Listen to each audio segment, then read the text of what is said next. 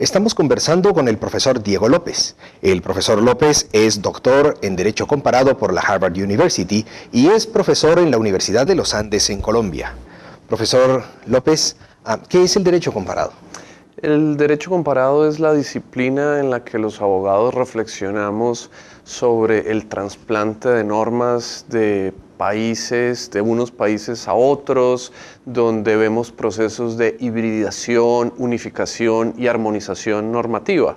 En la medida en que los estados-nación se fueron creando en Europa y luego esa forma de dominio político se extendió por el resto del mundo, pues el derecho tenía una base nacional, territorial muy definida, pero siempre han existido dinámicas de préstamos, influjos, mestizajes, de tal manera que hay un espacio global de trasplantes y circulación de modelos jurídicos que con gran frecuencia es el que marca los cambios y las transformaciones jurídicas, económicas y sociales que tienen las sociedades. Entonces, estos grandes flujos y contraflujos de normas jurídicas es lo que estudiamos en Derecho Comparado. Y usted ha estado haciendo estudios de Derecho Comparado en América Latina. ¿Cuáles son las tendencias, cuáles son las similitudes, diferencias, las tendencias que ha notado en el área? Pues América Latina, en primer lugar, es una región de derecho muy definida desde el siglo XIX. Piense usted que los códigos nacionales que adoptamos al comienzo de nuestras vidas independientes ya tenían unas grandes analogías porque venían de unos modelos comunes europeos, por ejemplo, la codificación napoleónica. A pesar de esto, América Latina, en la medida que durante los siglos XIX y XX entró en un relativo rezago frente a naciones europeas y especialmente frente a nuestro vecino del norte, en los Estados Unidos, empezó a sufrir unas dinámicas muy fuertes de prestigio, un desprestigio institucional y jurídico muy significativo durante los siglos XIX y XX. Entonces empezamos a ser, llamémoslo así, importadores netos de derecho.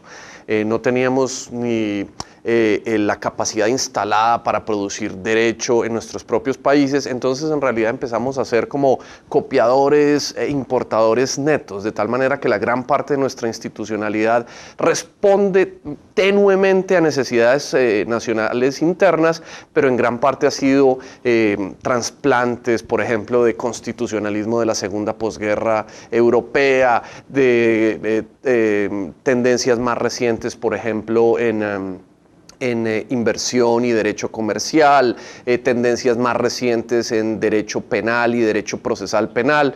Entonces la región en general tiene unas tendencias comunes que se han venido acentuando en los últimos años. Solo para ofrecer dos ejemplos, en los últimos 20 años casi 20 países de la región han cambiado sus sistemas penales y han convergido hacia un sistema de naturaleza acusatorio que era más propio procedimentalmente de los Estados Unidos y de Inglaterra. Y también recientemente hemos tenido una oleada de cambios constitucionales, especialmente después del posconflicto o de las llamadas transiciones a la democracia. Entonces algunas de estas tendencias son muy notorias, pero siempre está muy presente la influencia de países prestigiosos, especialmente europeos, del centro europeo o de los Estados Unidos más recientemente, de los cuales se han traído estos modelos de normas jurídicas pues, que han resultado y siguen siendo tan importantes en la estructuración institucional de nuestros países. Me llamó la atención el concepto de la expresión productor de derecho. ¿Qué es ser productor de derecho? Productores de derecho son aquellos países que desde el siglo XIX construyeron el prestigio suficiente para que sus normas no fueran suficientemente interesantes para sus propias jurisdicciones, sino que sirvieron de modelo para la construcción de juridicidad en otros países. Entonces hay países que durante el siglo XIX y ahora en el siglo XXI funcionan como productores netos de derecho y por lo tanto tienden a exportar derecho por el nivel de prestigio que tienen, por el nivel de intereses geopolíticos que son capaces de expresar en la arena internacional, y otros países donde sus derechos tienen una cierta inseguridad, una cierta ansiedad de influencia frente a estos derechos de países productores. América Latina creo que tiene instituciones interesantes, pero los latinoamericanos nos sentimos constantemente inseguros y ansiosos sobre el nivel, la capacidad institucional de nuestros propios países. ¿Y hay alguna razón para esa ansiedad? En América Latina, antes de construir instituciones, tenemos que hacer un trabajo muy profundo de construcción de las mismas. Como que nos damos muy duro, golpeamos muy fuertemente a las instituciones, y el argumento correría de la siguiente forma. Todas las instituciones, por ejemplo las penales, no pueden cubrir ni atacar todas las formas de delincuencia. Siempre hay unos, digamos, niveles mínimos y casi necesarios de impunidad, porque es imposible para cualquier forma de institucionalidad humana, por ejemplo, golpear, detectar y castigar todas las formas de delito. Y este es un fenómeno criminalizado en todos los países del mundo, no importa si son del primero o del tercer mundo.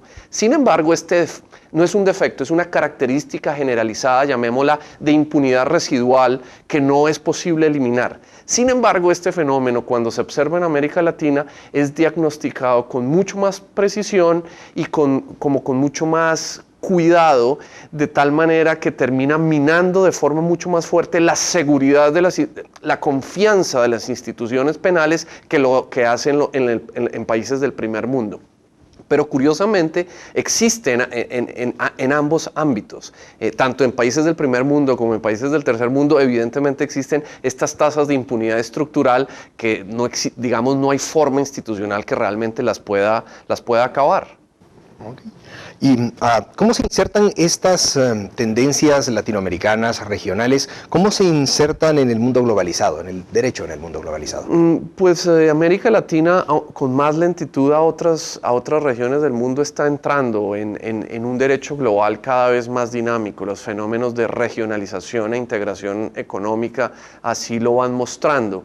Creo que una de las tareas que tenemos hacia el futuro los juristas en América Latina es cerrar esta especie de rezago tecnológico que tenemos en capacidad de producción y comprensión del derecho, de tal manera que los intereses nacionales y regionales tengan una expresión más clara en la negociación de las nuevas formas de derecho global que están surgiendo, tanto en seguridad internacional, comercio internacional o derecho internacional de los derechos humanos.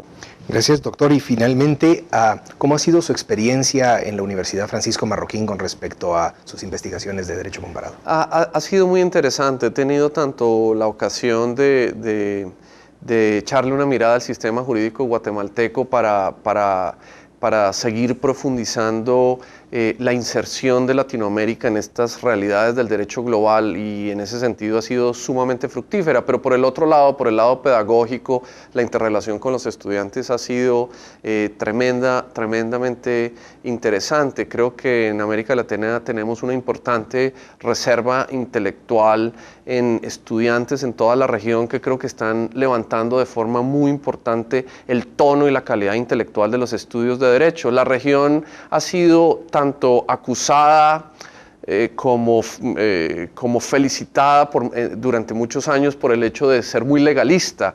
Ya nuestros próceres de la independencia eran personas con una mente jurídica. A pesar de eso, como lo decía hace un rato, se nos castiga por tener institucionalidades jurídicas relativamente débiles. Ahí hay una especie de paradoja, países que le han invertido mucho la juridicidad, pero que al mismo tiempo parecen no haber finalmente comprendido cómo se relaciona el derecho con la gobernabilidad y con el control del poder. Esa paradoja, por lo menos esa es mi esperanza, podría empezarse a disolver si creo, como creo en este momento, que tenemos una importante reserva intelectual en los jóvenes estudiantes de América Latina, en los que hay una especie de renovación del interés intelectual y político por los estudios de derecho. Unos estudios de derecho que durante mucho tiempo fueron como muy hegemónicos en nuestras facultades, con las cuales se alimentaron las burocracias nacionales, pero que no era muy claro que generaran respuestas funcionales ni a los problemas de gobierno, ni de crecimiento económico, ni de estabilidad democrática. Entonces mi confianza, que creo que es fundada, es que vamos a tener unos abogados que tienen un conocimiento más claro de cómo se conecta el derecho con crecimiento económico, con estabilidad democrática, con valores sociales, multiculturalidad y otro tipo de cosas. Y eso me parece que es un signo esperanzador hacia el futuro. Pues muchas gracias por esos signos esperanzadores y muchísimas gracias a ustedes.